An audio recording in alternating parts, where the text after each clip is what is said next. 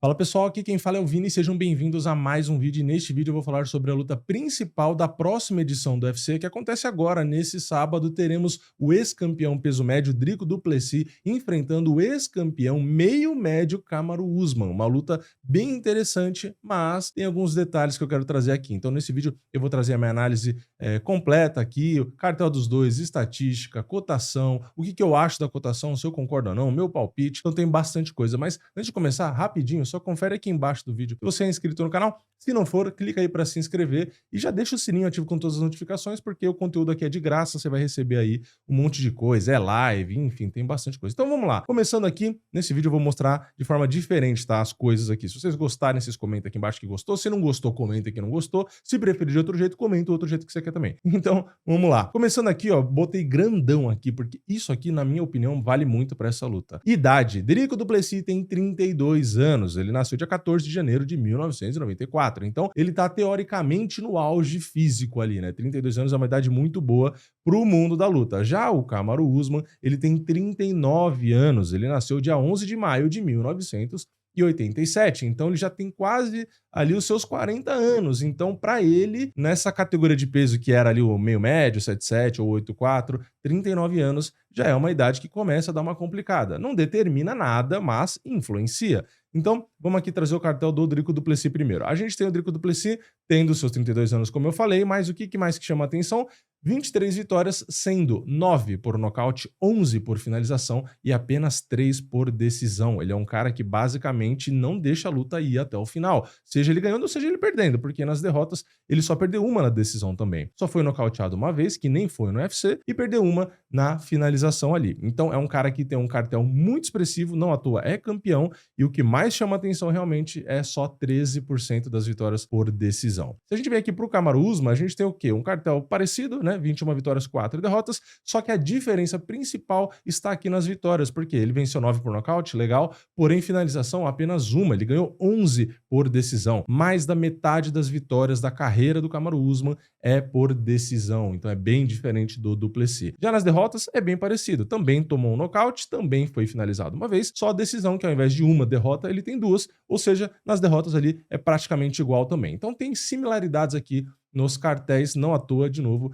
dois ex-campeões. Vamos pegar aqui retrospecto recente primeiro do Dricus du Plessis, que é o cara que tá na categoria dele, né? A gente tem a luta mais recente aqui, ó, ele perdendo do Chimaev, uma luta onde teve poucos golpes significativos conectados, tá? Que é esse 37 e esse 13, só que esse 12 e esse 1 é a quantidade de quedas, tá? Então o Chimaev derrubou muito o Dricus du Plessis, derrubou 12 vezes. E isso fez, inclusive, a estatística de defesa de queda do du Plessis, que já não era tão alta, e por água abaixo, né? Ficou bem ruim a estatística dele, e a luta durou 5 rounds aqui. De 5 rounds, já que essa luta com o Usman é 5 rounds, vale destacar que o du Plessis fez 3 lutas aqui de 5 rounds, tá? Ele fez essa com o Chimaev, essa com o Strickland e essa de baixo aqui também com o Strickland. Mas, voltando aí da derrota contra o Chimaev, a gente teve vitória com o Strickland, que valia cinturão, aqui ó, com a Adesanya também valia cinturão, com o Strickland a primeira também valia, ganhou bônus de luta da noite, ganhou bônus de performance nocauteando o Whittaker, então tinha aqui realmente só vitórias e com bônus e tudo. Então realmente um cara com uma carreira sensacional dentro do UFC, um cara que a galera nem olhava tanto porque ele era estranho, parecia ruim, e do nada o cara ganhou, chegou a ser campeão e só foi parado pelo Chimaev, que agora acabou de perder o cinturão com uma performance ali estranha, né, contra o Strickland, uma performance onde ele parece que não tinha a mesma energia que contra o du Plessis, né?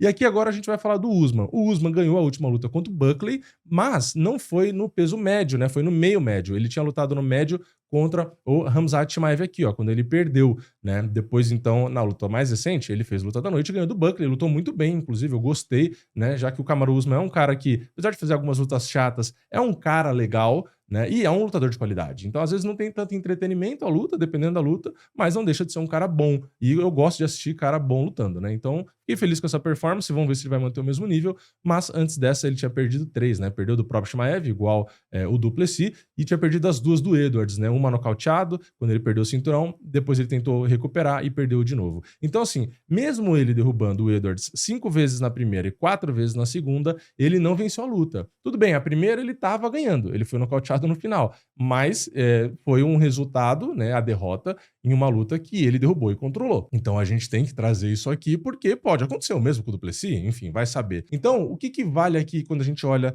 estatística e vitória e derrota? O que vale lembrar é que o Usman, principalmente a maior parte das lutas aqui, foram no meio médio, não é peso médio. Então, teve a com o Chimaev, mas é difícil ter parâmetro. Então, a gente vai olhar a estatística agora, aqui para baixo, e a gente tem que lembrar disso, que muitas das estatísticas do Usman são no meio médio. Então, vamos pegar aqui, ó, a imagem do próprio UFC, a gente tem o cartel dos dois, país, altura, basicamente não tem tanta diferença, envergadura também não, alcance da perna também não tem nada significativo. Então, aqui a gente pode passar para a próxima parte. A próxima parte a gente tem aqui agora as estatísticas das vitórias. Então, 39% por nocaute para um lado, 43% para o outro, né? No caso do Usman, então o Usman tem um pouquinho a mais, só que o que eu já tinha falado antes, muito mais vitórias por finalização para o Duplessis. Aí o que vale de diferente aqui, que eu não tinha falado ainda, tempo médio de luta, a gente vê que o Usman tem 17 minutos e 50, ou seja, mais do que 3 rounds. Por quê? Porque ele fez muita luta de 5 rounds e que passou do terceiro round. Então a estatística dele ficou mais até do que 15 minutos. E outra coisa que chama a atenção, os dois têm uma média de knockdowns praticamente igual. Tem 0.4 do Duplessis e um pouquinho mais do Kamaru Usman, 0.44. Então os dois têm aí uma média de knockdowns a cada 15 minutos, até que interessante, né? Não é nada absurdo, não é aqueles caras lá que, nossa, tocou, derruba,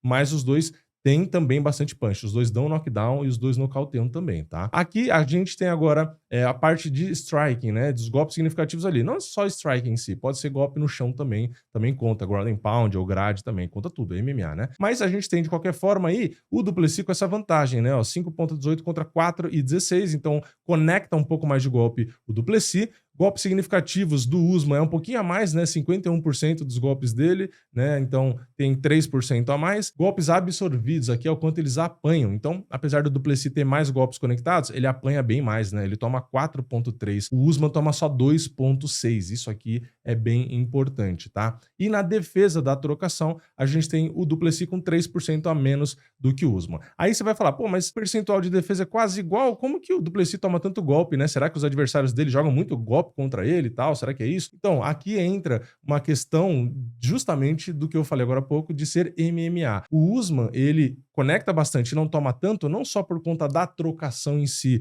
Já visto que a defesa dele na trocação é praticamente igual a do Duplessis. É porque ele, na grade, por exemplo, ele faz muita luta ali na grade e ele bate também. Ou também, quando ele controla no chão, ele também bate. Então, os golpes ali no clinch, ou na grade, ou no chão, também conta. Então, como ele faz muito esse jogo de clinch, grade e chão, ele bate e dificilmente os caras batem de volta, né? Então, faz essa estatística aí, essa diferença.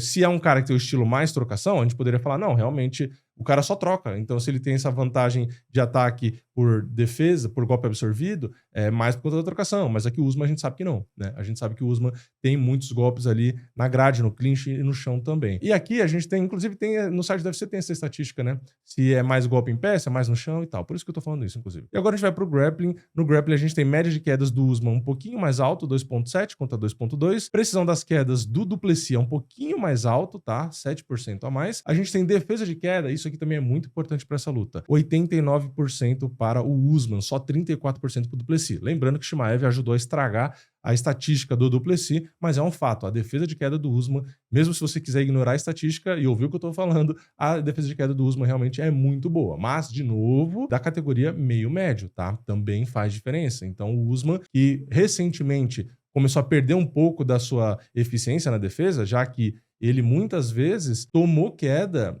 em luta recente, mas antes dessas mais recentes assim, ele tinha 100%, tá? Ele ficou um bom tempo ali com uma defesa de quedas que era das melhores, né? Então, pode ser que na categoria de cima, mais velho e já esse retrospecto recente, pode ser que ele até tome queda. Mas, na boa, se for comparar os dois aqui tentando se derrubar aqui no wrestling, é muito mais provável que o Duplessis que acabe tomando a queda, já que a defesa de quedas dele não é a mesma, tá? Os dois derrubando são iguais, mas defendendo o Duplessis é melhor.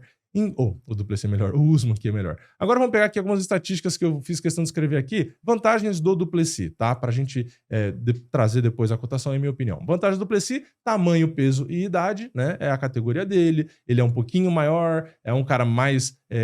enfim, que tem mais condição de lutar nessa categoria, tá? Não adianta a gente falar, mas o Usman é, porra, é parrudão, é gigante também, mas não tem a mesma estrutura, né? O Du Plessis é um cara considerado grande e forte até para o peso médio. Então, é um cara que tinha problemas até de gás por conta de tanta força e que ele conseguia tal, imprimir no jogo ali, mas ele fez a tal cirurgia no nariz e começou a melhorar um pouco esse ponto. Então, eu acho que questão de tamanho e peso, na hora da luta, também não é só bater o peso, né? Na hora da luta, eu acho que ele vai estar bem mais pesado ali.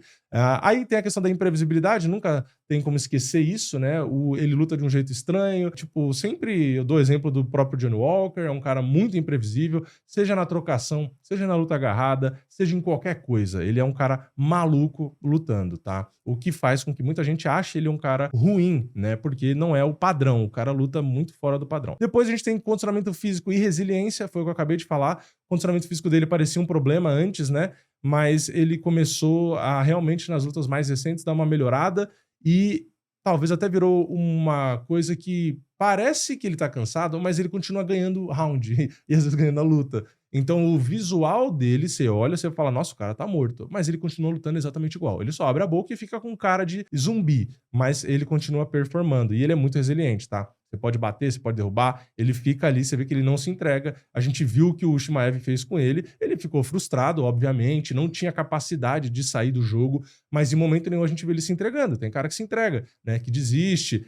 que, sei lá, o cara, primeiro golpe ele já se vira e, enfim, né, entrega ali pro juiz parar, pro árbitro parar, mas a gente sabe que o Du Plessis não faz isso. Outro ponto aqui do Du Plessis é o volume de jogo, né, e pressão, ele faz isso o tempo inteiro, ele não quer ficar parado, então, seja na trocação, seja na luta mais clinchada, seja no chão, ele quer o tempo inteiro ali ficar indo pra frente, indo pra acabar com a luta, então ele não para, ele não é um cara que para pra pensar muito e pra respirar, ele gosta de impor ritmo, tá? Então, a frequência dele lutando é muito alta, o que pode complicar para um cara já de 39 anos, tá? E aqui a gente tem o queixo, né? Eu comentei, ele nunca sofreu nocaute no UFC, ou mesmo um knockdown, tá? Então a absorção dele de golpes é muito boa, o Kamaru é perigoso ali no punch, mas o Du Plessis já provou que tem resistência, e ele já nocauteou ou finalizou adversários no primeiro, no segundo, no terceiro, no quarto round. Isso mostra o quê?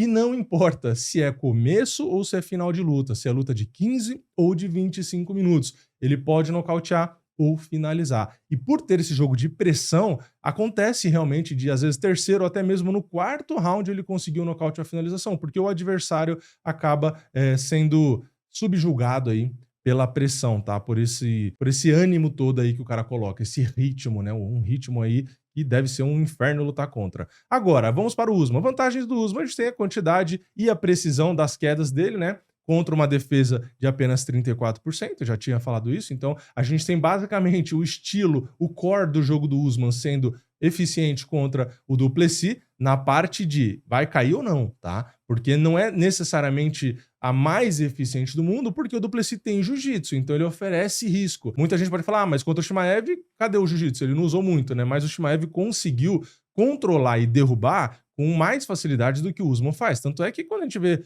o Chimaev contra o Usman, a gente viu o que aconteceu da diferença de quedas e tudo, tá? Então eu não acho que o Usman tenha a mesma competência para derrubar do Chimaev ou mesmo controlar. Então, assim, eu acho que o Usman dá mais aberturas para o Du Plessis trabalhar a luta agarrada dele. Então aqui essa vantagem é em relação a quem vai derrubar quem? Quem pode ditar se a luta acontece em pé ou no chão? O Usman eu acho que tem essa vantagem aí. Outra coisa é essa experiência gigantesca em lutas de 5 rounds, tá? O Kamaru Usman fez 9 lutas no UFC de 5 rounds, enquanto a gente tem ali o Du Plessis fazendo apenas 3, tá? Então, apesar, de novo, do Du Plessis ter um ritmo legal, aguentar ali, fazer esse jogo e tal, o Kamaru Usman, mesmo sendo mais velho, ele tem muito mais experiência. Então, na questão de dosagem da energia, eu acho que o Usman é mais eficiente. O Du Plessis não só tem menos experiência, como ele é mais inconsequente, né? Ele vai mais ali naquela vontade de acabar com a luta. O Usman é um cara um pouco mais racional, não é tão emotivo, né? Ele dosa muito mais, ele pensa muito mais. Se a luta tiver que ser chata, ele não tá nem aí. Se ele vai lutar no ritmo mais paradão ali, ele também não tá nem aí. Então ele é um cara mais inteligente nesse sentido, né? Ele não deixa a emoção tomar conta e ali na empolgação e acaba atorrando. Então, apesar de realmente a idade não ser algo que vai ajudar ele, essa experiência e essa racionalidade na hora da luta ajuda, né? Coisa que o Du Plessis não tem muito, justamente porque eu falei, ele se empolga, ele quer ali entregar tudo que ele tem. Outra coisa a favor do Usman é o controle da grade, que eu já falei, e no solo ali por cima, né? Ele é um cara que tem esse jogo muito forte. Ele foi mudando um pouquinho com o tempo, mas é o jogo que ele fazia bastante, o jogo que levou ele até o topo, né? Então vamos aqui trazer as cotações para a gente fechar o vídeo. Lá na Stake, tá? Parceiro oficial do próprio UFC, a gente já tem essa cotação, o print é de lá, inclusive, tá? Se você quiser criar a sua conta lá para consultar, para fazer a fezinha, enfim, o link tá aqui embaixo do vídeo, no comentário fixado. E a gente tem o Duplessis pagando 1,34 e o Usman 3,25, ou seja, eu botei aqui a conversão, né? Dá mais ou menos, aqui dá 74,6, mas tem um spread geralmente que as casas colocam. Então, se a gente fizer a conta ali, vai dar uns 72% mais ou menos de favoritismo para o Drigo Duplessis. Qual a minha conclusão? Eu concordo com o favoritismo do Duplessis, principalmente por conta da idade e da falta de familiaridade ali, né, de ritmo na categoria. O Duplessis tá ali por mais tempo. Então, mesmo considerando o risco do Duplessis tomar queda e ser controlado, que pode acontecer, ou mesmo na trocação, que ele é meio exposto e ele tomar umas porradas do Usman, ainda assim, eu acho que no longo prazo, pelo ritmo que ele tem de luta, eu acho que ele consegue vencer a maioria dos rounds ali, ou mesmo o Usman caindo de rendimento, conseguir um nocaute ou uma finalização. A única coisa que eu faço aqui é realmente ajustar a proporção. Eu não deixaria 72% nem a pau, tá? Ainda mais por conta da última performance do Usman. Eu colocaria o Duplessis com 60% ali. Um 60-40 para mim tá de bom tamanho. Ou seja, eu acho que 3,25 para o Usman é muita coisa. De novo, ele tem o que explorar na luta, tá? Ele tem experiência para dosar e lutar direito os 5 rounds, ele tem trocação para aproveitar os buracos do Duplessis na trocação, né? Os ataques mais displicentes ali. Ele pode fazer jogo de grade ali, mesmo estando mais velho, é um tipo de estratégia e um tipo de resistência que ele está acostumado a fazer, então ele pode tentar ir um pouco por esse caminho também, e é isso, ele pode lutar mais no contragolpe, ele pode deixar mais o Duplessis que se expõe vir para cima dele, e ele é um cara que geralmente faz isso, o Usman, ele é estratégico, ele não faz questão de ele ir para cima, então se ele luta no modo mais defensivo, mais respondendo o Duplessis, seja na trocação, seja nas entradas de golpe, e ele botar uma queda ali e segurar por baixo e tal, eu acho que ele tem chance sim de vencer a maioria dos rounds e vencer a luta, né? Eu acho que se o Kamaru Usman vencer, acredito que seria ali numa decisão. Então, se ele tiver uma estratégia boa ali, deixar o Duplessis entrar mais no jogo, ser mais displicente, cometer mais erros, o Usman pode às vezes conseguir amarrar uns 3 rounds aí para ganhar. Mas, de novo, não acho que é o mais provável. Eu acho que o mais provável é a vitória do Duplessis. Então, essa é a minha opinião. Trouxe o máximo de informações aqui que dava para trazer, né? Dava para trazer muito mais, mas o vídeo teria 2 horas. Então, eu trouxe aqui o resumo do resumo e dei o meu palpite. Então, concordo com as bolsas, mas eu ajustaria aí. Eu acho que o Kamaru 3,25 acaba sendo até interessante. De novo, não acho que ele vai ganhar. Não é meu palpite. Mas 60-40 para mim, ou seja, talvez na hora da fezinha, se continuar igual ou até subir, às vezes eu arrisco um pedaço no Usman, mesmo sendo contra o meu palpite, porque já expliquei para vocês, análise palpite é uma coisa, análise para fezinha é outra, porque aí entra a cotação, se vale ou não vale, tá? Só para lembrar. E eu vou pensar se eu faço live nesse card, tá? Se der vontade eu faço, se não, eu não faço. Sei lá, comenta aí se você quer live de novo, né? Então é isso. Deixa o like no vídeo se você gostou, se inscreve no canal, ativa o sininho e eu vejo vocês na próxima. É nóis, valeu, falou!